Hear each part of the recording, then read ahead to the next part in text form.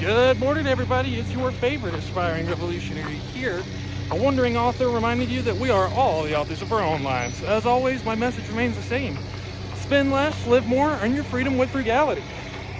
Today, we are in beautiful Louisville, in the parklands of Floyd Fork, which is on the eastern side of the city, on the Kentucky side. And I'd like to talk to my viewers about income inequality and the historical trends that we've seen in income growth.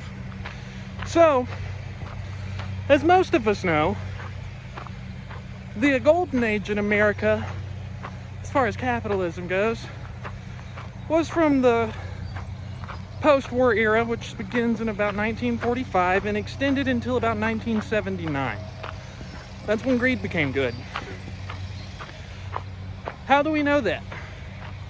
Well, from the mid-1940s until the end of the 1970s, if we separate income into quartiles, meaning the people who earn the bottom 25% and the middle 25%, upper 25%, we see that income grew relatively proportionally, meaning that the wealthiest people in society had their incomes increase at around the same rate that the bottom increased. So everybody was sharing a broad-based prosperity.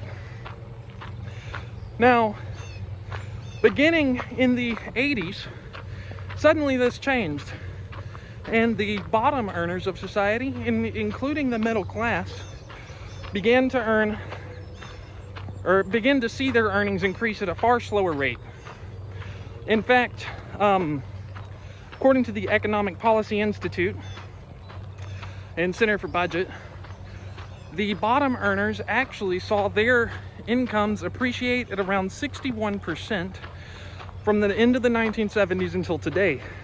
While during that same time period, the top 1% of earners in our society, which includes anybody earning over around $150,000 yearly, saw their incomes increase at about 229% on average from the end of the 1979s to today.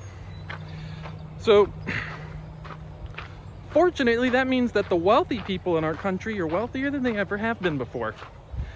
Unfortunately, it also means that middle earners and low income earners in our country saw their incomes appreciate at a far slower rate and have actually been gradually seeing their standard of living decline. And it's becoming more and more noticeable as inflation is taking more of a hold.